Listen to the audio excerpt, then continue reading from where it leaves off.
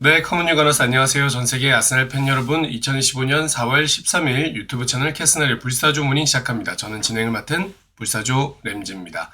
유튜브 캐스널 채널 구독, 좋아요, 알림 설정 부탁드리고요. 댓글 소통도 환영합니다. 네, 어저께 경기가 있었고 브렌트포드전이었죠. 1대1로 비겼다는 소식을 먼저 전해드리고 모두 경기 다 보셨겠지만 선제골을 넣었었는데 바로 이어서 동점골을 실점해버렸고 그 결과 무승부로 끝났습니다. 이게 리오포는 아직 경기를 안 했지만 10점 차인데 13점 차로 지금 멀어질 수 있는 상황이고 뭐 타이틀 경쟁에 대해서는 저희들 모두 뭐 큰 기대를 하고 있지는 않았지만 뭐 계속 이런 결과가 나온다면 뭐 더더욱이나 기대할 수 없는 거죠. 네. 무이자님 안녕하십니까? 네. 오랜만에 뵙습니다. 현생이 좀 바빠가지고, 지금 보니까 날짜 한 20일 정도 만에 라이브를 하는 건데, 그 사이에 경기가 많이 있었는데, 그죠? 좀 아쉽고 못해서, 그 사이에 많은 게 바뀌었네요. 나라도 바뀌었고, 팀 상황도 지금 많이 바뀌었네요, 저희가. 케베지님 안녕하세요. 오랜만이시죠? 진짜 막 레알 마드리드전 같은 경우에는 진짜 그날 바로 라이브 켜고 싶었는데 도저히 좀 상황이 안 되는 상황이었고 그 뒤에 주말들도 계속 그런 식이었어가지고 리그 경기가 지속되는 동안에도 두 경기를 놓쳤고 특히 레알 마드리드전 놓친 건 참 아까운데 좀 관련된 얘기를 또 이따가 좀 하겠습니다. 다들 잘 지내셨죠? 팀이 그 사이에 레알 마드리드전 8강 승리한 거는 뭐 진짜 나서는 역사에 남을 그런 경기였고 그날에 관련된 많은 것들, 경기장 분위기, 선수들의 활약, 뭐 데클란 라이스의 인생 첫 프리킥 골, 그런 것들이 되게 중요한 경기였던 것 같아요. 역사를 쌓았고 아스날이 또 뭐 4강 이제 간다고 봐야도 되겠죠. 3대0 물론 이제 레알 마드리드 홈에서 레알 마드리드는 무서운 팀이니까 뭐 긴장은 해야겠지만 되게 중요한 그 스텝을 하나 더 쌓았다는데 이제 부정하실 분들은 없을 겁니다. 반면에 이제 어제 있었던 리그 경기가 이제 저희를 좀 슬프게 하는 건데 이제 빠르게 좀 평점을 좀 하나 보시죠. 이브닝 스탠다드부터 보도록 하겠습니다. 제목을 데클란 라이스가 빛났지만 두 번째 스트라이커가 없었다. 세컨드 스트링 스트라이커. 2선에 있는 선수들이 좀 제대로 하지 못했다. 뭐 이런 얘기를 하는 것 같아요. 제일 좀 잘 본다고 생각하는 사이먼 콜린스 평점부터 보겠습니다. 다비드 라의 7점. 아스날 골에도 관여를 했죠. 사실 코너킥 상황에서 빠르게 공을 데클란 라이스한테 전달한 게 좋았고 경기력이 전체적으로 좋았고 크리스토퍼 아예르의 전반전 공격을 또 스마트하게 막아내는 것도 좋았다. 라이안은 뭐 특별히 크게 잘못한 건 없어 보이고요. 7점. 토마스 파티 라이트백으로 나왔었죠. 8점. 베나이트가 결장을 했기 때문에 팀버도 이제 벤치에 앉을 정도밖에 안 됐고 눈을 사로잡을 만한 경기력을 선보였고 골도 잘 넣었죠. 파티가 득점을 했죠. 결승골이 됐으면 참 좋았을 텐데 그러지는 못했습니다. 멋진 역습이었죠. 진짜 간만에 보는 진짜 얼마 만에 아스날이 그렇게 깔끔한 역습을 하는지 기억이 안 날 정도로 훌륭한 역습 장면이었습니다. 마무리를 잘 해줬고요. 윌리엄 살리바 8점. 뭐 클래스를 보여줬고 아주 편안한 관리 능력을 보여줬습니다. 브렌트포드 공격수들은 뭐 아무것도 할 수가 없었고 그리고 필요할 때는 전진도 잘했습니다. 하지만 실점이 발생한 장면은 세트피스 장면이었죠. 키비오로 7점. 좋은 모습을 보여주고 있죠. 마갈량이스가 다쳤을 때 참 어쩌나 싶었는데 윌리엄 살리바의 남은 시즌 동안 뭐 이 선수가 살리바의 센터백 파트너로 나올 것처럼 보입니다. 그만큼 잘하고 있다는 거죠. 또 한 번 단단한 경기력을 보여줬습니다. 티어니 7점. 이게 2023년 5월 이후로 첫 프리미어리그 선발이었다고 해요. 수비적으로 아주 단단했고 골도 기록했지만 오프사이드였죠. 헤딩골을 넣었는데 반자동 오프사이드가 작동한 건가 싶었는데 그건 아니었던 것 같고요. VAR이 작동했던 것 같고 티어니는 뭐 진작 좀 이렇게 썼으면 하는 그런 마음도 좀 드는 뭐 아주 클래식한 레프트백으로서 또 잘해주고 있는 또 어떻게 생각하면 정말 중요한 시점에 레프트백 뭐 칼라피오리가 다치고 지금 경기력이 필요한 시점에 자기 역할을 쏠쏠하게 해주고 있는 선수입니다. 분명히 뭐 팀과의 마지막 시즌처럼 보이지만요. 진첸코 6점. 뭐 또 한 번 미드필더에서 뛸 수 있는 진기한 기회를 얻었습니다. 좋은 터치들이 몇 번 있었지만 브렌트포트를 열어 젖히는데 득점을 기록하는 데는 좀 이렇게 고전하는 모습이었습니다. 스트러글드라는 표현을 썼어요. 뭐 외대고르 포지션으로 나왔던 걸로 보이죠. 진첸코가 외대고르의 백업이었다. 이번 시즌에 재밌는 장면이고요. 그것도 조르지뉴 7점. 아주 평범하게 깔끔하고 침착한 경기를 미드필더의 금간이 되는 플레이를 해줬습니다. 아스날이 뭐 점유율을 아주 지배하는 데 도움을 줬고 경기를 컨트롤하는 데도 기여를 했습니다. 그러나 약간 부상이 생긴 것 같아서 경기 막판에 교체가 됐어요. 뭐 조르지뉴가 나오면 항상 보여주는 그 이상한 로빙 패스 같은 것도 잘 보여줬고 뭐 편안하게 조율을 했는데 확실히 좀 기동력이라든지 이런 육체적인 면에서는 좀 많이 약해진 게 느껴지더라고요. 나이가 느껴졌달까. 네, 뭐 하지만 그 레알 마드리드 중요한 경기를 앞두고 이제 소중한 이 로테이션을 해준 조르지뉴였습니다. 이번 시즌이 뭐 팀과 작별하기 아주 적절한 시점으로 보여요.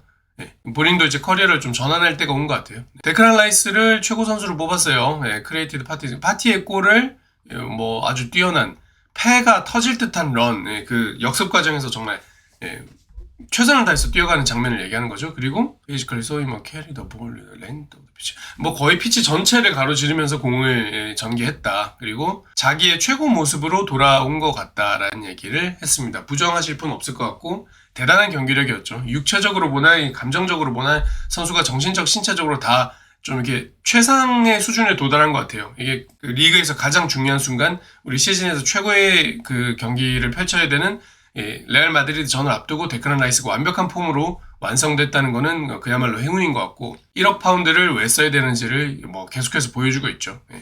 이번 경기 최고의 선수로 뽑혔습니다. 은하대네는 6점이네요. 몇 번 좋은 돌파를 보여줬고 특히 전반전이 좋았고 티어니 골의 어시스트를 보여줬지만 오프사이드였죠. 깔끔하게 왼쪽 발로 올리는 크로스 좋은 장면이었습니다. 다소 빛나는 장면은 좀 없었달까요? 트로사로 똑같이 6점을 받았는데 메리노의 로테이션 멤버였던 거죠. 네, 그 전방을 이끄는 임무를 받았습니다. 폴스 9이라고도 볼 수 있었을 것 같고 측면을 자유롭게 왔다 갔다 하면서 경기를 보였는데 전반전에 슈팅 각을 좁히면서 본인이 이제 슈팅을 날렸는데 이제 마크 플래켄이 좋은 세이브를 보여줬다, 좋은 세이브를 이끌어냈다, 이런 슈팅이 한 번 있었죠. 하지만 대체로 조용했다.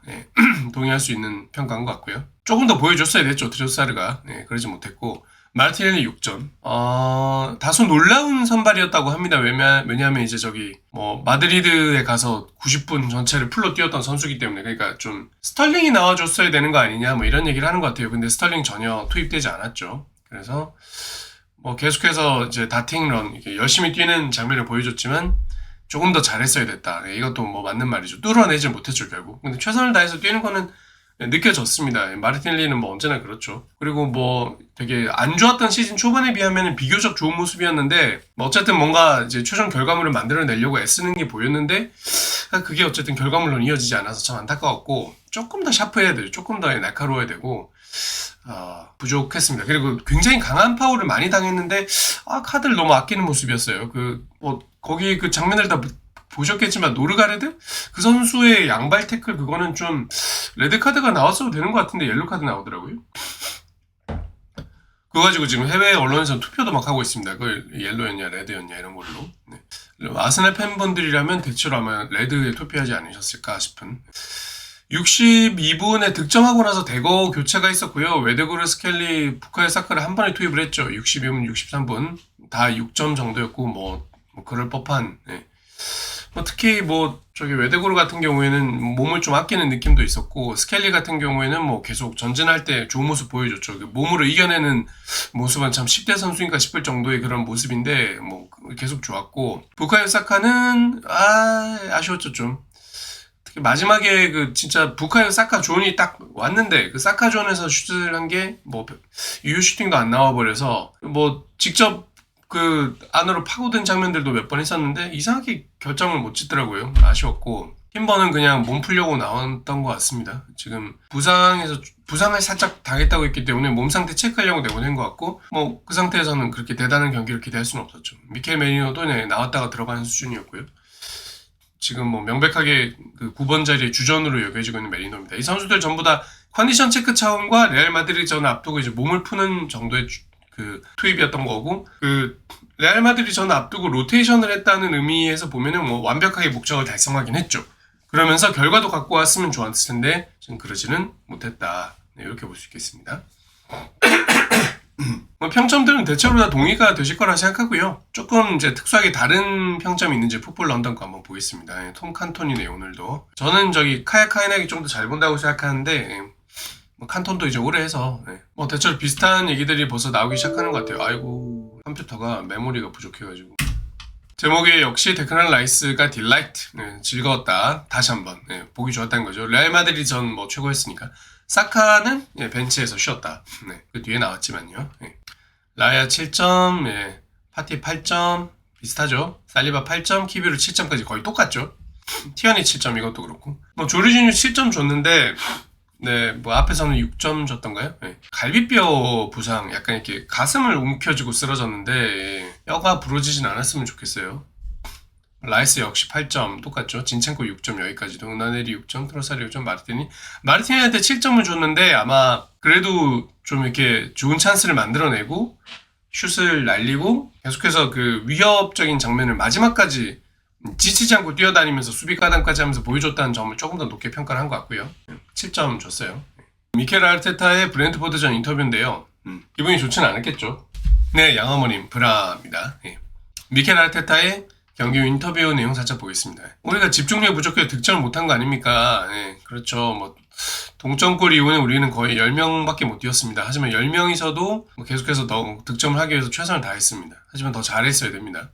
우리는 우리 스스로를 좀 비난을 해야 될 것 같고, 특히 우리가 실점을 한 장면이 안 좋았습니다. 브랜트포트 상대로는 항상 이게 위협적이고 프리킥도 있고 뭐 득점할 선수도 있는 건데 뭐 그렇게 돼버렸고, 코너킥을 얻어서 제대로 걷어내지 못하면 세컨드 볼 게임이 되는 거고, 그 세컨드 볼을 따내지 못해서 우리는 실점을 한 겁니다. 그걸 잘하는데 우리가 못 막아낸 건 우리의 실수입니다. 교체를 미리 준비를 했던 건가요? 뭐 이런 질문이 있었는데, 질문 아니다. 몇몇 선수들이 뭐 스타팅할 때 경기를 끝낼 생각이었는데 그 선수들이 경기를 끝내지 못하는 상황이 발생했기 때문에 그렇게 교체를 한 거다. 그런 상황이 2번이나 있었다. 그랬고, 특히 토마스 파티가 그게 부상을 당할 줄 몰랐고, 선수를 좀 빼줬어야 됐고, 조르지뉴도 마찬가지였다. 그래서 그 뒤에는 우리가 10명이서 뛰어야 됐다. 또 이제 좀 쓸데없는 얘기를 하네요. 이게 10명이서 뛰어야 됐다 이런 말은 마치 이제 부상당한 선수 때문에 이제 10명이서 뛰어야 됐다 뭐 그런 상황이 있었다는 건데, 글쎄요. 뭐 교체를 빨리 해줬으면 되는 문제 아닌가 싶고. 데크란 라이스는 계속 득점을 하려고 하는 건가요? 네, 그렇죠. 뭔가 이렇게 득점을 하고 나면 그 필링이 계속 남아서 계속해서 다음 골을 넣고 싶어지는데 지금 그러고 있는 것 같고, 라이스가 아주 그냥 믿을 수 없는 경기력을 보여줬고, 그 공을 전개시켜서 토마스 파티에게 전달해서 그렇게 했던 것은 정말 훌륭한 모습이었습니다. 근데 데클랜 라이스가 혹시 부상을 입은 건가요? 그거 아니다. 괜찮다. 뭐 훈련도 똑같이 했고 어떤 고통도 느끼고 있지 않다. 그래서 선발에 넣은 거다. 라이스의 부상 우려는 없다고 하네요. 좀 레알 마드리드 경기하고는 분위기가 달랐던 거 아닙니까? 레알 마드리드 저는 진짜 아스날 그 역사에 남을 정도로 그 엄청난 그 경기장 분위기였거든요. 잘 모르겠지만 그래서 아르테타가 경기 끝난 다음에 완전 레알 마드리드 한테 승리할 수 있었던 건 그야말로 팬들 덕분이다 이런 말도 했었어요. 근데 뭐 이게 뭐 그거는 그 중요한 이슈는 아니었다 이런 얘기를 하면서, 물론 이게 관중들이 우리를 도와줬던 건지 어떤 건지 잘 모르겠다 이런 얘기를 했고, 하지만 이제 프로로서 뭐 그게 되게 중요하다는 걸 알지만 우리 경기의 그 승리 가능성을 높이기 위해서 최선을 다했던 거고, 프리미어 리그에서 우승하기 위해서 최선을 다했던 건데 뭐 그런 일은 뭐 더 이상 일어나지 않을 것 같다. 우승 가능성이 좀 멀어졌다 이런 얘기를 했어요. 선수들이 레알 마드리드 경기를 더 신경 쓴 거 아니냐? 뭐 그렇지 않았다. 선수들은 이제 프리미어리그 오면은 우리가 뭘 해야 되는지, 우리 포지션을 지키기 위해서 해야 된다는 걸 알고 있고, 얼마나 그게 힘든 일인지도 알고 있기 때문에 항상 모든 경기에 이기기 위해 최선을 다한다. 노르드가르드의 태클, 마르티넬리에게 가했던 그 태클은 어떻게 생각하냐? 내 리액션이 다 보여줬다고 생각한다. 진짜 격하게 리액션을 했거든요. 가가지고 레드 주라고. 자, 이 시즌은 그럼 이제 챔피언스 리그에 달린 거냐? 프리미어리그에서 여전히 6경기가 남아있고 이것들 다 아주 중요한 경기들이다. 하지만 이제는 모든 것이 수요일에 집중돼 있다. 레알 마드리드전에 집중돼 있다. 파티의 부상은 얼마나 심각하냐? 뭔가를 좀 느낀 거다. 그래서 우리가 그 위험을 감수하고 싶지 않았다. 그러면 수요일에 괜찮을 거냐? 일단은 의사하고 얘기를 해봐야 되고 체크를 해봐야 되고 그래야 어떤 상태인지 알 수 있다. 파티 좀 걱정되네요. 나와줘야 되는데 정말 좋은 경기력 보여줬는데 레알 마드리드 선수 그죠? 벤 화이트 상태는 어떠냐? 뭐 여전히 알 수가 없다. 오늘은 뛸 수 없는 상황이었고 그래서 선택하지 않았고, 우리 아직 며칠 남았기 때문에 좀 봐야 될 것 같다.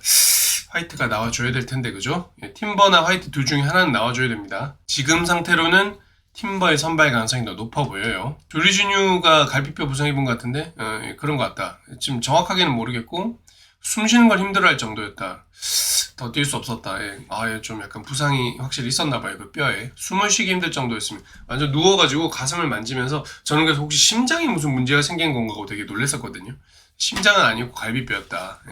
브렌트포드가 데미지를 많이 입히네요, 우리한테. 라이스의 그 돌진하는 능력이 팀에 도움을 많이 줬냐. 뭐 상대가 어떻게 나오냐에 다른 건데, 전반전에는 우리가 옵션이 많았다. 근데 약간 더 이제 우리한테 위험을 감수할 수밖에 없게 만드는, 그들이 좀 더 위험을 감수하는 경기를 하기 시작했고, 그러면서 공간이 좀 더 열렸고, 세트피스도 많이 열렸고, 그래서 우리가 좀 더 이렇게 달려갈 수 있는 공간이 많이 열린 거다. 라이스가 경기에 집중을 잘 하고 있나요? 우리의 최고 미드필더 선수이기 때문에 당연히 우리는 배울 것이 많고, 골도 넣어야 되고. 하지만 라이스는 지금 자기 자신에게 집중을 잘 하고 있는 것 같다. 이제 리버풀에게 리그 우승을 내주게 된 거냐? 이제 아주 힘들어진 거 맞다. 명백하게도 힘들어졌다. 많은 이유 때문에 그렇게 됐다. 우리가 리버풀로부터 떨어져 있기도 하고, 우리가 이제 더 치러야 되는 많은 경기들도 있고, 우린 여전히 그 경쟁을 하고 있긴 하지만, 그렇다. 우리는 더 높은 곳에 올라가고 싶었다. 우승하고 싶었다. 그건 확실하다. 이런 얘기로 마무리 지었습니다. 대체로 이제는 좀 이게 리그 우승이 힘들어졌다는 걸 받아들이고 있는 아르테타의 모습이에요. 어쩔 수 없겠죠. 이렇게 경기 내용들을 좀 살펴봤습니다. 여기 쓰러져 있는 그 마르티넬리의 이 사진이 약간 그 우리의 심정을 요약해주는 것 같아요. 아직 저희가 물론 레알 마드리드전 챔스에 사실 많은 걸 걸고 계신 분들이 많을 거고 저도 마찬가지인데 리그는 그렇게 기대하지 않는다 하더라도 이렇게 또 이게 홈에서 이렇게 하위권 중위권 팀을 상대로 이렇게 미끄러지는 모습을 보고 싶지 않은 거는 저희 다 마찬가지일 거예요. 그런데 경기를 비겨버렸습니다. 대체로 많은 선수들이 열심히 뛰어주긴 했지만 좀 뚫어내지 못하는 전형적으로 안 풀리는 아스날 경기의 모습이었고 몰아붙일 때 조금 더 득점이 들어갔으면 좋았겠죠. 근데 그러지를 못해가지고 결국 아쉬운 실점 한 골을 하면서 이제 더 이상 아무것도 해보지 못하고 경기가 끝나는 그런 장면이었습니다. 로테이션을 하기 위해서 다 그냥 이 1.5군 선수들을 쓴 건데 결과적으로는 1.5군 선수들을 썼을 때 경기력이 더 좋았다는 불편한 진실. 1군 선수들이 투입됐지만 이제 경기력을 좀 이렇게 회복하기 위한 차원의 투입이었고 약간 체력을 아끼는 느낌도 좀 있었고 웨드고르라든지 사카도 그렇게까지 날카로운 모습을 보이지 못하면서 홈에서 승점을 날리고 말았습니다. 저희가 지난 7경기에서 11점인가 승점 날려먹었다 그러죠. 결과적으로 리버풀도 너무 잘하긴 했지만 중후반 이후로 특히 겨울 이적 시장 이후로 이제 떨어진 이 선수의 스쿼드와 뎁스 이런 것들 그리고 결정적인 순간에 득점을 올리지 못하는 우리의 한계 같은 것들이 리그에서는 우리의 발목을 스스로 잡았다고 볼 수 있을 것 같고요. 하지만 장기적인 레이스 말고 토너먼트전 한 경기 한 경기가 중요한 챔스 16강전, 8강전에서는 그래도 그 아스날이 보여줄 수 있는 걸 보여주면서 지금의 성과를 내고 있다. 이렇게 정리를 할 수 있겠습니다. 다음 얘기 넘어가기 전에 지금 여기 댓글 남겨주신 분들 중에 몇 명이나 채팅에 다시 들어오셨을지 모르겠지만 브루스 토머스 웨인님이 레마 해주셨고요. 할만하면 부상이었다는 말씀 선수 얘기해주신 거고 칸스트님도 레마 해주셨고요. 라이스도 롯데 돌려주지 했었는데 진짜 말인 줄 아나 봐 우리 때는. 라이스는 지금 신체적으로 정신적으로 너무 완벽한 상태에 올라와 있는 것 같아가지고 그냥 달리고 있는 것 같고요. 세림께서 안녕하세요 하셨고 모자 어디서 사셨어요 하셨는데 아스날 모자입니다. 이거 예전에 그 에미레이츠 스타디움 갔을 때 산 거예요. 비니 오랜만에 샀고요. 브루스 토머스 웨이님 다시 오셨군요. 다행입니다. 지금 요 채팅창은 지금 아까 전에 열었던 채팅창 지금 다시 보여드리고 있어요. 그때 못 읽어드린 거 읽어드리려고요. 햇살님께서 안녕하세요. 너무 잘생기셨어요 해주셔서 너무 감사합니다. 모자를 이렇게 써도 잘생겼다고 해주시는군요. 라이스는 대쌀밥이었죠 오늘도. 착장 커요. 이건 레플리카인데요. 오투 유니폼이 없어서 꼭 하나 사고 싶어가지고 당근에서 싸게 팔길래 하나 샀습니다. 이거는 이렇게 그렇게 대단한 건 아니고 뒤에 벨캄프 적혀 있습니다. 저도 요 색깔 너무 좋아해가지고요. 황스날님이 트로사르 마틴이 합이 너무 안 맞았다던데 자리가 좀 겹치기도 했고 뭔가 둘이서 이렇게 따닥 하면서 멋있는 장면 안 나오더라고요. 그걸 보다 보면 이제 사카 웨데고르 화이트가 오른쪽에서 합을 맞추는 장면이 얼마나 서로 잘 맞는 거지를 좀 느낄 수가 있었고 양환모님께서 아까도 불사조 램지님 안녕하세요 해주셨었네요. 경기 끝날 때 체력이 다 빠지기도 했고 좀 이렇게 공을 진짜 박스 안에서 잡았어야 되는 장면인데 넘어져가지고 안타깝기도 했고 수비 가담 열심히 하다 보니까 마르티넬리가 그죠? 지치는 건 어쩔 수 없는 것 같아요. 저도 스털링을 좀 썼어야 된다고 생각하는 편이고 이러다가 마드리드 원정에 깜짝 선발이라는 말씀 누가 해주셨는데 그럴 수도 있겠네요. 혹시 진짜 스털링을 쓰려고 이렇게 해둔 건가? 뭔가 이게 또 레알 마드리드가 이제 미친 듯이 막 공격을 해올 걸 기대하고 스털링에 대한 맞춤형 전술을 준비한 건가? 하지만 그렇다고 해도 역습에서도 마르티넬리가 더 잘할 것 같은데. 네, 이제 뭐 그쵸. 다 저기 노팅엄도 미끄러지고 해가지고 근데 리그는 뭐 2위 할 수 있을 것 같습니다. 지금 맨시티가 미친 듯이 따라오고 있긴 한데요. 3위를 맨시티가 할 것 같아요. 예, 가능성이 높아 보이죠, 지금 상황에서는. 3위를 맨시티가 할 것 같다. 그런 생각이 들고 있는 상황입니다. 티어니가 근데, 네, 맞아요. 진작 좀 이렇게 로테를 이렇게 돌렸어야 되지 않냐, 뭐 이런 말씀을 이제 해주셨는데, 쏠쏠하게 써 먹었죠, 그래도 이번 시즌에 이 정도면. 네. 뛰어야 될 때 조금씩 써가지고, 네. 저는 뭐 티어니의 활약에는 뭐, 아쉬움은 없는 것 같습니다. 왜냐면 레프트백에 또 스켈리라든지, 칼라피오리라든지 또 뛸 때는 또 잘 뛰어주는 선수들이 있었기 때문에 물론 이제 이렇게 하다 보면은 제 팀을 남길 수 있었지 않았을까, 팀과 좀 더 좋은 관계가 되고 이렇게 되지 않았을까 뭐 이런 말씀 하시는 걸 텐데 네 그러게요. 좀 아쉬움이 있네요. 예, 그 돈을 딴 데다 쓰고 근데 결과적으로 저희가 뭐 칼라피오리를 접전한 시점에 영입하고 이런 것들은 팀에 장기적으로는 다 도움이 될 것들이라 티어니하고는 어쩔 수 없었던 것 같습니다. 예, 아쉬운 선수죠. 예, 손가락이 아픕니다. 경기에 대해서는 뭐 이 정도면 뭐 짚어볼 부분들은 다 짚어본 것 같고요. 레알 마드리드 전 다들 재밌게 보셨을 겁니다. 뭐 너무 뭐 감동적인 경기였죠. 이걸 꼭 하나 보여드리고 싶었는데 기사를 제가 다 읽어드리진 않겠지만 이게 제임스 맥니콜라우스라든지 뭐 이런 기자들이 이런 사진들을 이제 이렇게 디애슬레틱에서 뽑아서 썼어요. 그러면서 제목도 에미레이츠 최고의 밤을 만든 사람들 이런 얘기를 쓰거든요. 이렇게 연기 터트리고 레이저 쇼하고 다 같이 노래 부르고 레알 마드리드를 침몰시켰던 티에리 앙리의 이 포스터를 들어올리고 엄청난 함성을 지르고 정말 대단한 뭐 분위기를 만들었죠. 그래서 이 기자들이 좀 감동을 한 것 같더라고요. 기자들 개인으로서도 야 이거 진짜 아스날이 이런 엄청난 일을 해냈구나. 그래서 몇 번이나 좀 강조하는 그런 것들을 제가 좀 이번에 느껴가지고 이건 또 에이미 로렌스의 기사인데요. 아스날 came over age on a night that could change everything. 아스날의 이 밤은 역사를 바꿔놓을 만한 밤이었다. 뭐 이런 표현까지 써요. 그러니까 진짜 이게 단 한 번의 승리가 아닌 거예요. 레알 마드리드를 상대로 아스날이 이런 홈에서 기념비적인 그래도 완벽한 경기력으로 진짜 압살하는 스코어로 보나 경기 내용으로 보나 정말 훌륭했던 이런 물론 이걸 깎아내리시는 분들은 뭐 결국 데클란 라이스의 플래킥 딸깍 2번 아니냐 이게 아르테타의 전술 그런 거 아니고 선수들이 잘한 것도 없다 뭐 이렇게 말씀하실 수도 있겠지만 지금 이 기자들은 전혀 그렇게 안 보고 있는 거예요. 메리노의 이런 엄청난 슛도 있었죠. 그리고 이게 저도 보면서 지금 새벽에 제가 꾸벅꾸벅 하면서 봤거든요, 저도. 근데 이제 다음날 출근도 해야 되고 하니까 이게 막 자다가 득점 들어가면 이렇게 깨면서 막 보고 막 이랬는데, 엄청난 장면이었어요. 진짜 역사에 남을 것 같다는 생각이 그때 딱 들었습니다. 아, 지금 뭔가 아스날이 이 순간으로 말미암아 뭔가 지금까지 우리가 늘 비웃었던 그런 16강에서 늘 탈락하고 챔스 16강 리그 4위 정도에 만족하던 요 정도 수준 레벨의 팀에서 지금 하나 올라가고 있구나. 그래서 앞으로는 8강 상강 밥 먹듯이 갈 것 같고 진짜 유럽에 있는 모든 팀들이 아스날 대단하다 말만 들었는데 야 이게 진짜 아스날이 장난 아니구나. 이거를 이제는 이 유럽 전역에 있는 축구 팬들과 축구 관계자들과 뭐 해외에 있는 축구 언론들과 모든 사람들이 아스날이 얼마나 무서운 팀인지를 좀 느꼈을 것 같다. 이런 느낌이었어요. 그러면서 이제 이 분위기 자체가 바뀌는 거죠. 아스날을 바라보는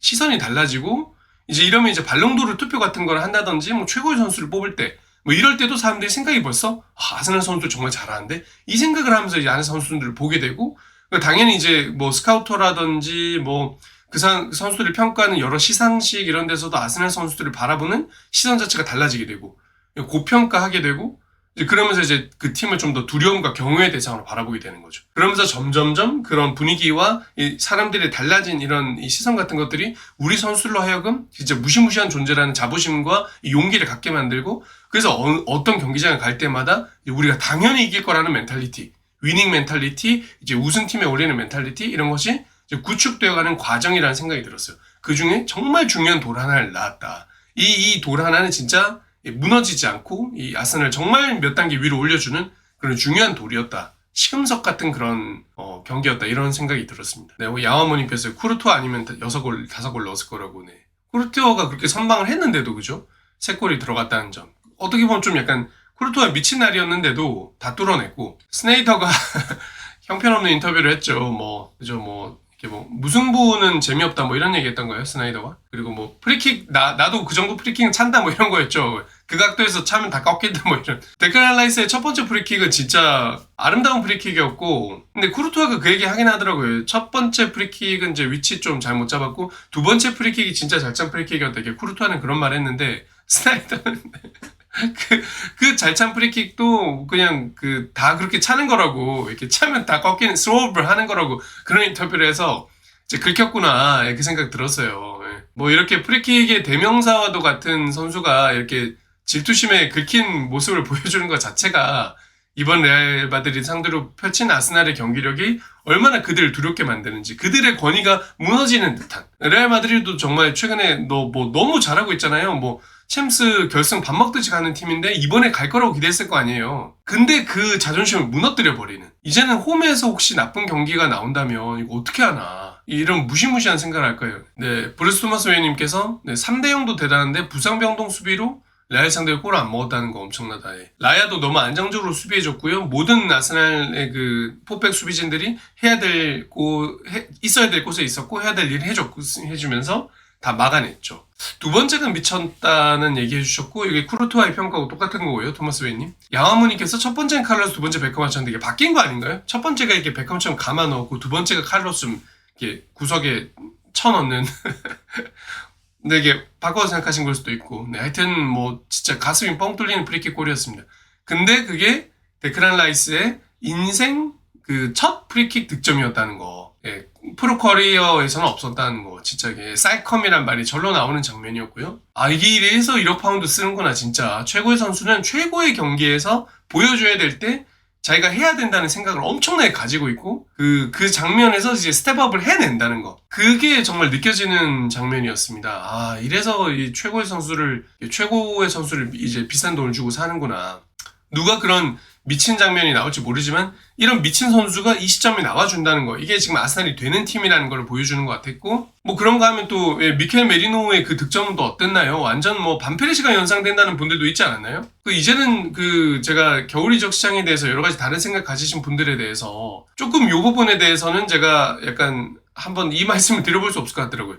결과적으로 우리는 9번을 영입한 것과 같은 효과를 내고 있지 않은가. 지금 누구를 데려오고 온다 그래도 지금 미켈 메리노가 지난 10경기에 6득점이잖아요. 6득점 2어신가 그런데 살라, 케인 이런 선수들보다 득점 기록이 좋다고 지금. 그게 되게 좀 많은 점을 시사하는 것 같아요. 그럼 결과적으로는 이제 9번 롤 공격수 영입이 없었어도 마찬가지 아닌가. 누구를 데리고 왔어도 메리노만큼 잘했겠는가라는 생각이 들면서 이적 시장에서 이템 측면에 믿을 만한 공격수를 안 데리고 온 건 좀 아쉬움이 있지만, 적어도 센터포워드를 안 데리고 온 것에 대한 비판은 우리가 조금 이제는 좀 톤이 좀 바뀌어야 될 것 같다. 그게 공정한 것 같다는 생각이 들어요. 결과적으로 9번 영입을 한 거나 마찬가지인 효과를 지금 메리노가 만들어주고 있기 때문에, 그러면서 지금 미드필더 뎁스가 부족한 것도 아니거든요. 메리노가 미드필더에서 그렇게까지 엄청난 역할을 하지도 않았거든요. 그래서 결과적으로 에두 테타가 이번 겨울 이적 시장에 내렸던 결정에 대해서 이제는 사후적으로 조금 다른 평가를 할 수 있을 것 같다, 이런 말씀을 한번 드려봅니다. 그저 놀랍고요. 모에스가 아스날 나한테 1,000억 빚졌다고. 아직 1,000억 더 줘야 된다고. 그죠? 2,000억짜리인데. 양어머님 말씀대로 3,000억을 줘도 아깝지 않은 선수 데크란 라이스의 활약이었습니다. 미켈 메리노의 정말 알짜배기 활약 너무 감사하고, 특히 이제 이번 시즌 참 되는 날이고 우리가 정말 단단한 팀을 구축했다는 생각이 들었던 이유 중에 또 하나는 키비오르가 지금 시점에서 아주 적재적소의 활약을 해주고 있다는 거. 놀랍지 않으셨나요? 어떤 분들은 키비오르 나오니까 이제 망했다 이런 댓글 달고 이렇게 하셨는데, 글쎄요. 저는 키비오르가 평타는 쳐주는 선수라고 생각했는데 다들 너무 안 좋게 보셔서 이렇게까지 안 좋게 볼 이유가 있나라고 생각했는데, 그야말로 이제 7.7.7점짜리 경기라고 지금 보여주고 있지 않습니까? 키비오르가? 우리가 기억하시겠지만 예전에 우승 경쟁할 때 살리바가 부상을 딱 당했죠, 그때. 결정적인 시기에. 그러면서 뒤에 한 6경기를 못 나왔는데, 그때 우리의 백업이 누구였습니까? 롭 홀딩이었어요. 홀딩 제가 너무 좋아하고 이제 정말 긍정적인 애트모스피어, 경기장의 분위기를 만들어주고 선수들 이제 처음 온 선수들 잘 챙겨주고, 그리고 아무 불만 없이 이제 적은 돈과 뭐 그런 것들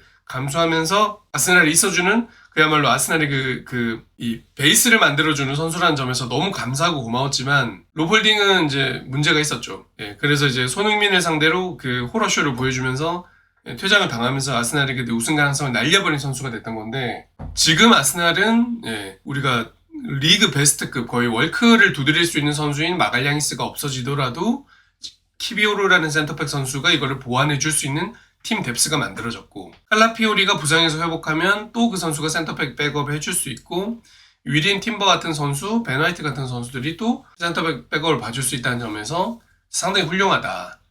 뭐 어제 경기에서는 큰 실수가 안 있었는데 레알 마드리드전 경기력 얘기를 드리는 거긴 한데요. 그런 점에서 저는 이번 시즌에 참 나쁘지 않다. 우리가 수비와 미드필더에 많은 돈을 투자했던 결과가 지금 나오고 있다. 이런 생각을 좀 했습니다. 지금 레프트백이 지금 칼라피오르가 부상을 당했고 토미아스가 한 시즌 내내 없었는데도 지금 라이트와 레프트백에서 전혀 공백이 느껴지지 않는다는 점. 센터백에서 중요한 선수가 지금 나가리 된 상황에서도 레알 마드리드 상대로 무실점을 할 수 있는 이런 수비 조직력을 갖춘 팀이 됐다는 점. 이런 것들이 지금 아스날의 가능성, 아스날이 얼마나 이제 한 단계 높은 팀이 됐는가를 보여주는 증거였다고 생각을 해요.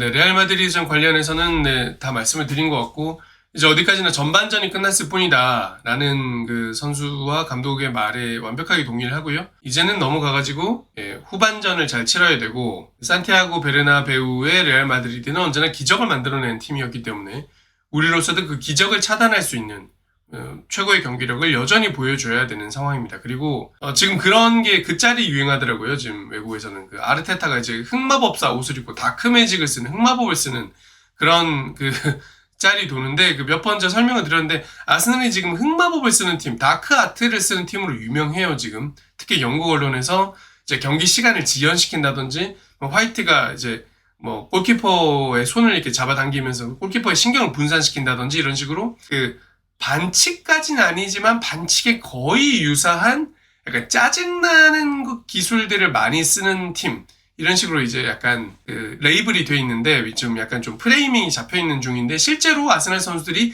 이기기 위해서 모든 수단을 동원하는 그런 약간 더러운 짓도 마다하지 않는 팀이 된 것 같아요. 저는 이게 스포츠맨십에 어긋나는 수준, 상대의 다리를 부러뜨린다든지, 이렇게 상대의 부모님 욕을 한다든지, 이런 건 진짜 비신사적이라고 생각하는데, 그 게임 안에서 허용되는 걸 최대한 쓰는 거에 대해서는 저는 써야 된다고 봤거든요. 그게 이제 이기기 위해 최선을 다하는 팀인 거고, 옛날에 진짜 어리고 진짜 몸싸움 약하고 이런 순진한 팀이 돼가지고 진짜 더럽게 경기하는 첼시라든지 진짜 거칠게 그 몸싸움을 걸어오는 저런 뉴캐슬이라든지 이런 팀을 상대로 승점을 잃고 선수를 부러지고 이런 거 보면은 우리 팀은 왜 좀 강한 팀이 되지 못하나 이런 생각을 했는데, 우리가 진짜 강한 면모를 보여주는 팀이 된 것 같아서 이제 그 말인 거죠. 아스날이 리드하고 있는 상황에서 시간을 지연시키고 상대를 정말 열받게 만들어서 자기 플레이를 못하게 하고 이런 걸 정말 잘하는데, 지금 아르테타가 레알 마드리드 상대로 이제 레알 마드리드 가가지고 이렇게 상대를 열받게 만드는 플레이를 준비하고 있다. 대마법사 아르테타가 흑마법을 준비하고 있다. 지금 이런 짤이 돌고 있어요. 그래서 산티아고 베르나베우, 저는 정말 레알 마드리드 상대로 아스날이 진짜 그 상대를 이제 무너지게 만드는 게임 플랜을 가지고 가서 또 한 번의 역사를 쓸 것이다. 예전 레알 마드리드 갔을 때 레알 마드리드 원정 경기에서 저희의 마지막 기억, 티에리 앙리의 미친 질주에 이은 전설적인 골이 거기서 득점이 이루어지는데, 그래서 그 당시에 그 금색 옷을 입은 그 앙리의 경기력이 지금도 짤로 계속해서 이제 되풀이되고 있는 상황인데, 그에 준하는 득점이 아니라 수비 상황에서 역사에 남을 경기 장면을 저희가 만들 거라고 저는 믿어 싶지 않습니다. 브루스 토머스 형님이 진짜 말도 안 되는 패배들, 여러 가지 판정들 이번 시즌을 좀 망친 안타까운 장면들이 있었죠. 저희가 더 잘해야 되는 부분이라고 생각하고요. 다음 시즌 우리가 더 잘할 거라고 믿어 심지 않고 지금 4강을 갈 준비를 하고 있는 거고요. 저희가 감독이 소매치기 고용하는 게 제 정치는 아닌데, 그런 좀 이렇게 저는 아르테타가 전구 들고 있고 리오폴 음악 틀고 이런 것들 저는 좀 오버하는 걸로 생각하긴 하지만, 그 오버가 우리에게 필요했다. 우리가 정말 모든 걸 다 해가지고 올라가려고 하는 헝그리 정신으로 가득 찬 배고픈 팀이고, 바닥에서 진짜 올라가려고 하는 그 도전 정신을 다 보여주고 있는 거기 때문에 정말 제 정신은 아니지만 훌륭하다라고 생각합니다. 토마스 웨님이 끈질김이라고 얘기해 주셨고, 양원님은 게임 못 같지 않으려는 바로 그 표현들 전부 잘한다는 표현이죠. 들어도 좋으니까 우승만 하자. 그러니까 이렇게 모든 걸 다 바쳐서 진짜 끝까지 싸워야 우승을 하는 것 같아요. 우승하고 나면 또 달라지는 거고요. 팀의 위상 자체가 높아지면서. 네, 저도 스포츠맨십에 심각하게 어긋나는 건 행동을 좀 안 했으면 좋겠다는 생각이 있지만 지금 저희가 하고 있는 건 되게 아슬아슬하게 서로 지키고 있는 거라고 생각합니다. 아스날이 그 정도는 아니다라는 환모님의 말씀에도 동의하고요. 그쵸. 저희가 만약에 선제골 한 골만 넣는다면 정말 쉽게 공략할 거라고 생각하고 오히려 역습, 오늘 그 경기에서 보여줬던 완벽한 삼각 역습 같은 것처럼 좋은 역습 장면도 많이 날 거라 생각합니다. 거기서 스털링이나 마르티넬리 같은 선수들이 역할을 할 거라고 생각하고요. 레알 마드리드전을 기대해 보도록 하겠습니다. 짧게 영입에 대한 이야기를 하나만 마무리 얘기로 하려고 하는데요. 이거는 왜 이 말씀을 드리는 거냐면 저기 이제 우리가 마침내 그 사람이 오지 않았습니까? 그 안드레 베르타가 부임을 하지 않았습니까? 벌써 경기장에서 아르테타랑 끌어안고 존재감을 이제 보여주고 있는 것 같던데 네, 적절한 지금 기사를 누를 만한 건 좀 없어 보이긴 한데 그래서 그냥 요거를 그냥 다시 누를게요. 이 사진을 그냥 띄워놓고 얘기를 할게요. 바로 그 얘기를 하고 싶은 겁니다. 네, 브루스 토머스 웨이님이 지금 요케레스 링크 얘기를 하셨는데 결론적으로 지금 베르타 효과는 굉장히 빨리 나고 있는 것 같아요. 그러니까 지금까지 우리가 이제 루머로만 막 나오던 여러 가지 기사들이 있었잖아요. 누굴 영입할 것 같다, 누굴 영입할 것 같다. 뭐 이삭이냐, 요케레스냐, 세슈코냐, 뭐 온갖 얘기들이 나왔던 건데 결과적으로 지금 그 전에 임시로 스포팅 디렉터 역을 맡았던 제이슨 아이토는 이 상황을 유지시키는 역할까지만 했던 것 같습니다. 자기가 어떤 전권을 가지고 자기의 플랜을 추진하는 역할까지는 하지 못해서 예를 들면 아르테타가 의견을 내면 반대하고 조율하고 뭐 선수들과 정리해서 해야 되는 계약 문제 같은 걸 관리하고 그리고 계속해서 링크가 나고 있던 수비맨디 같은 선수들과의 그 기존 작업을 관리하는 수준에서 자기 역할을 하고 있었던 것 같고 역시 정식으로 부임하는 디렉터는 다른 거예요. 오자마자 지금 약간 교통정리가 쫙 이루어지고 있거든요.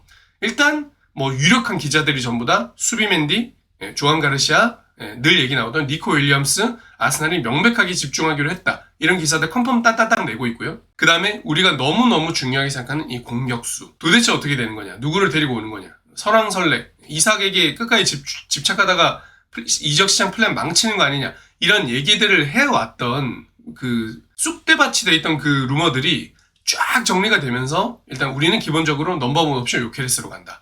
이삭이 넘버원 옵션인 거 우리 부정하지 않지만 이삭에 대한 현실성이 없어지고 있는 거 인정한다. 그래서 우린 요케레스 다음 옵션으로 올린다. 우린 세슈코보다 요케레스 높게 평가한다. 뭐 이런 작업들. 요케레스 바이아웃 존재하고 조금만 협상하면 그보다 낮은 가격이 가능하고 물론 경쟁이 붙으면 가격이 올라갈 수 있겠지만 우린 현실적으로 이거 가능하게끔 작업해 놓는다. 이런 플랜들이 딱딱딱 나오고 있다는 거. 이게 그 기사의 방향과 질이 좀 달라졌어요. 그 뒤에 나오는 이 링크들이 보면 이 아스날이 지금까지 약간 그 안에서도 의견이 막 마치 뭐 아르테타는 세슈코 좋아하고 그러면서도 이삭의 빅팬이고 근데 다른 뭐 영입 부서의 다른 사람들은 요케레스 미련을 가지고 있고 약간 중구난방이 돼서 야 이거 또 이게 여름에 이거 어떻게 되는 거야 이거 불안했다면 지금 베르타가 딱 오면서 중심을 딱 잡고 아르테타가 뭐 원하는 것도 존중은 하지만 현실적으로 우리는 여기서 타협을 해야 돼요. 이 선을 딱 그어주면서 요케레스 정도에다가 딱 선을 맞춰놓고 그 우선순위도 딱 정리를 해서 뭐 세슈코, 요케레스, 우리는 요케레스로 간다. 요 지점을 안드레 베르타가 딱 짚어준 것 같아요. 그러니까 이제 내부적으로 교통정리가 딱 되니까 기사들도 딱 정돈된 기사들이 나온단 말이에요. 물론 여전히 뭐 이삭 뭐 2억 파운드 뭐 이삭 뭐 바이아웃 뭐 내면 뭐 가능해 뭐 챔스 떨어지면 노릴 것 이런 것들 다 나오지만 뭐 요케레스 뭐 값이 오른다 몸값이 뭐 수많은 뭐 팀들이 달라붙으면서 경쟁이 붙는다 이런 것들은 다 외부에서 나올 수 있는 노이즈들이고 지금 믿을 만한 기자들 사이에서 나오고 있는 아스날의 목소리 진짜 우리가 귀 기울여야 되는 정확한 사운드들은 아스날이 공격 수용을 위해서 명확한 플랜을 세우면서 이 베르타가 정리를 해주고 있다는 사인이 계속해서 나오고 있다는 점이 저는 굉장히 긍정적인 사인으로 느껴집니다. 그리고 이제 베르타 이 아저씨가 뭐 자기를 드러내지 않고 움직이는 사람이라고 했었는데 일단 그 경기 끝났을 때 경기장 딱 와가지고 레알 마드리드전 끝나고 나서도 아르테타 등을 딱 치면서 딱 끌어안더라고요. 그 벌써 이 두 사람 사이에 인간적 유대감 와가지고 이 아스날의 성과를 진짜 자기의 성과로 만들고 싶고 자기가 이 팀의 일부가 돼서 진짜 위대한 전설을 만들고 싶다라고 했던 그 자기의 인터뷰 말 그대로 아스날이란 팀에 빠르게 녹아들려고 노력하는 모습 그리고 그 어떤 열정적인 면모 있잖아요. 맨시티 사람들하고 막 몸싸움하면서 싸우고 했었다는 기사도 있었는데 지금 벌써 이 이탈리아인 다운 어떤 열정을 지금 보여주고 있다는 거 그런 점들이 다 여러 가지로 좋아 보였습니다, 저는. 그래서 결과적으로 보면 지금 안드레 베르타가 와서 저희가 거의 다 예상했던 그 이적 시장 플랜들을 다 쭉 정리를 잘 하고 있는 것 같고, 여기다가 이제 요렐 하토 얘기가 계속 나오죠. 수비 면에서도 이제 레프트백들이 좀 더 많이 빠질 거고, 뭐 이적시킬 거고, 거기에 이제 늘 노리던 그 멀티 포지션의 수비수 하나를 더 데리고 온다고 했었는데, 요렐 하토이가 계속 나오는 걸로 봐서 5번째 영입 옵션으로 노리고 있는 멀티 포지션 수비수는 늘 보고 있던 요렐 하토인 것 같다. 이것도 이제 아르테타의 오랜 희망이 반영된 것으로 보이고, 베르타가 지금 와서 잡음 없이 그 아스날이 가장 그 우선순위로 해결해야 되는 과제라고 생각했던 작업부터 딱 정리를 하고 기사를 쫙 이렇게 루머를 뿌려주고 있는, 저는 뿌리고 있는 거라고 보거든요. 이런 식으로 이제 교통 정리를 딱 하는 모습을 보면서 저는 이제 디렉터 정말 잘 데리고 왔고, 특히 아르테타도 이 작업에 관여를 했다고 들었기 때문에 서로 이제 존중하는 과정 속에서 작업을 잘 한다면 이 여름 이적 시장이 굉장히 빠르게 진행될 수도 있겠다, 이런 기대를 좀 하게 됐습니다. 다만 이제 과감히 예측을 해본다면 공격 수용 영입은 저는 되게 늦게 이루어질 거라고 봐요. 늦게 이루어지더라도, 그리고 저는 불안하지 않을 겁니다. 왜냐면 이삭을 넘버원 옵션으로 포기하지 않는다, 이것도 명확한 사인을 줬거든요. 이삭에게 우리가 영입할 수 있는 기회가 생긴다면 반드시 시도한다, 이거를 계속해서 반복적으로 메시지를 내고 있기 때문에 저는 일단 뉴캐슬이 챔스에 간다면 빠르게 정리를 할 거라고 생각하고, 이번에 챔스 5팀 나가고 최대 7팀까지 나갈 수 있는 상황이라서 뉴캐슬 끝까지 봐야 되거든요. 지금 뉴캐슬이 5위는 충분히 가능성이 있어 보이기 때문에 일단 뉴캐슬의 챔스 여부를 우리가 끝까지 봐야 되고요. 챔스에 나가게 된다면 저는 오히려 빨리 집중할 거라고 생각합니다. 가능성이 없다라고 생각하고, 근데 챔스에 떨어졌다, 이러면 저는 이적 시장 끝까지 봐야 된다고 생각해요. 챔스에 떨어졌기 때문에 이삭의 영입 가능성이 열리게 되고, 물론 이삭의 영입을 이삭을 지키기 위해서 뉴캐슬도 최선을 다하겠지만 계속해서 그 이적 시장에서 가능성이 생길 수 있는지 여부를 노리면서 가격을 계속 1억 파운드 이상으로 엄청난 그 역대급 가격을 주겠다고 계속 선수와 구단을 자극하면서 이적 시장 플랜을 이어갈 거고, 언론 플레이 하면서, 그러면서 동시에 요케레스와 세시코에 대해서는 이제 약간 이 매물을 잡아두고, 우리가 일정 시점 지나면 대단한 가격으로 올 거니까 절대 선수 팔지 말고 있어봐, 너네 플랜 딱 정해놓고 데리고 올 선수 다 정해놓고, 야 리버풀이나 이런 애들이 메시지 들어와도 야 하지 말고 우리랑 계속 얘기하고 있어. 그럼 계속해서 그 언지를 주면서 이 삼각 플레이를 계속 할 거란 말이에요. 그래서 되게 어렵지만 중요한 이 협상들이 이적 시장 막판까지 가게 될 거고, 결국 막판에 연쇄적으로 공격수들이 이동하는 장면이 벌어질 수도 있다. 이삭을 포기하지 않을 거라고 저는 생각합니다. 챔스에서 뉴캐슬이 떨어진다면. 그 작업을 위해서 이 베르타가 굉장히 복잡한 작업을 지금부터 하고 있을 것이고,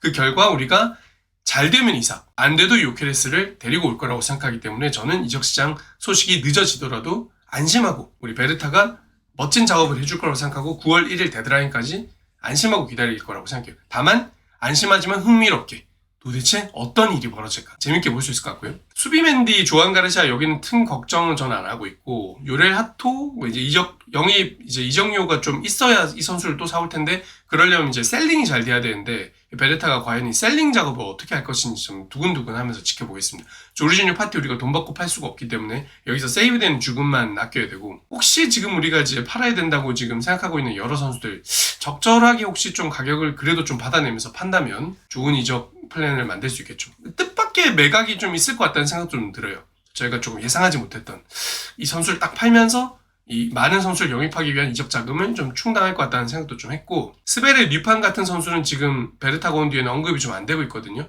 어리지만 유망하고 리셀 가능성이 있는 이제 2선에서 뛸 수 있는 좋은 선수 데리고 와야 되는 상황인데, 은하내리 때문인가? 아니면 아직까지는 그 이제 좀 우선적으로 해야 되는 작업들이 있기 때문에 나중에 이제 좀 보려고 하는 걸까? 아직 언급이 안 나오고 있다는 점. 혹시 이제 약간 타겟이 바뀔 수도 있나? 이런 생각도 지금 좀 하고 있습니다. 다른 이제 어린 선수들 혹시 스카우팅 하고 있는 게 아닐까?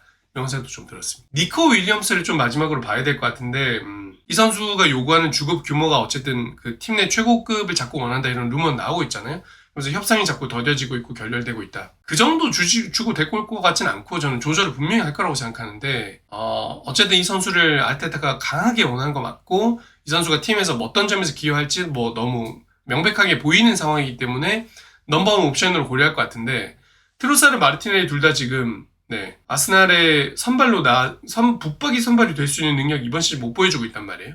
분명히 이 자리에 영입은 있다. 그럼 이 두 선수를 넘어설 수 있는 최고급 선수를 데리고 와야 되는데, 니코 윌리엄스가 만약에 아니라면 그 매물은 누가 될 것인가 이거는 좀 봐야 될 것 같아요. 뜻밖의 좀 희한한 영입이 있을 수도 있겠다. 뭐 가령 예를 들어서 사네 영입이라든지 그런 식으로 희한한 영입을 할 수도 있겠다. 이 자리는 니코 윌리엄스가 실패한다는 전제하에. 그래서 니코 윌리엄스에 대한 시도는 뭐 계속 있을 거라고 생각하지만 이 자리에서는 좀 예상하지 못한 선수가 올 수도 있겠다. 요 생각은 열어두고 있으려고 합니다. 네, 무이자님 말대로 베르타는 인상부터 빡시게 생겼고 그런 빡신 분이 필요하다고 생각했기 때문에 너무 좋고요. 뭐 무이자님과 양학모님 제주스 어떻게 될까요? 팔아야 될까요? 얘기를 하셨는데 일단 부상을 당했으니까 못 팔고요. 이번에는요. 판다 그래도 겨울에 팔 거고 저는 결국 다음 시즌 상반기까지는 뭐 당연히 경기를 못 뛸 거기 때문에 연말에나 돌아온다고 했으니까 결과적으로 다음 시즌에는 못 팔 거라고 생각합니다. 그래서 데리고 있다가 부상이 회복돼서 1월 이적 시장에 혹시 팔릴 수도 있겠지만 아마 그때 뭐 경기력도 못 보여준 상황이기 때문에 가격도 높게 평가받지 못할 거고 당연히. 그래서 어쩔 수 없이 좀 있다가 다음 여름에 팔거나 겨울에 돌아와서 마치 새로운 영입인 것처럼 9번 자리와 2선 모든 포지션에 이제 좋은 백업으로 뛰게 되는. 하지만 뛸 자리가 별로 없는. 그렇지만 또 막 이렇게 팔자주름 하면서 막 열심히 뛰다가 막 넘어지고 막 하면서 또 헤드트릭 한번 하고 막 그렇게 또 아스날과의 작별을 준비하게 되지 않을까 싶어요. 그러니까 제주스는 이번 시즌 그 좋은 모습이 그냥 시즌 끝까지 이어지는 게 베스트였는데 그러지 못해서 너무 안타깝고 운명의 장난이고 어쩔 수가 없는 상황이죠. 그래서 좀 지켜봐야 되는 것 같습니다. 일단 그 명백하게 그 값비싼 9번 공격수가 오는 상황에서 하베르츠, 심지어 메리노하고도 지금 경쟁을 해야 되는 상황인데 팀에서 존재감을 찾기는 쉽지 않을 거라고 생각해요. 아깝죠 정말 이번 시즌 다시 부활의 날갯짓을 불사조 램지가 불사조 제주스가 될 수 있는 상황이었는데 정말 아깝습니다. 안타깝게 생각해요. 네, 이러면 이제 대략 정리를 해볼 얘기들은 다 해본 것 같습니다. 중간에 방송이 터져가지고 죄송하고요. 이건 메모리 관리를 제가 못해서 그렇고 이 내용은 이따가 나중에 편집해서 합산해서 올려드릴 테니까 한 번에 보실 분들은 나중에 보실 수 있게 하겠습니다. 저희가 나눴던 얘기 중에 또 꼽아서 좀 따로 영상을 뽑을 만한 부분들은 뽑아서 전해드리도록 하겠습니다. 다들 체력 아끼셨다가 주중에 레알 마드리드 역사적인 경기가 될 레알 마드리드 원정 경기 함께 재밌게 보시고요. 뭐 새벽 3시 경기를 한 뒤에 라이브를 하는 건 좀 힘들기 때문에 저는 이 내용들을 다 좀 정리를 해서 또 모르죠. 또 막 역사적인 경기에 펼쳐지면 막 감동해가지고 갑자기 막 수요일에 막 라이브 켤 수도 있는데 그렇게 되면은 좀 이게 급하게 만나 뵙게 되겠고 아니면 주말에 정리를 해가지고 그 챔스 4강에 진출하게 된 의미와 이런 것들 경기 내용들 정리를 해서 만나 뵙는 것으로 하겠습니다. 유튜브 캐스널 채널 구독, 좋아요, 알림 설정 부탁드리고요. 저는 다음 주에 다시 돌아오겠습니다. Come on you gunners.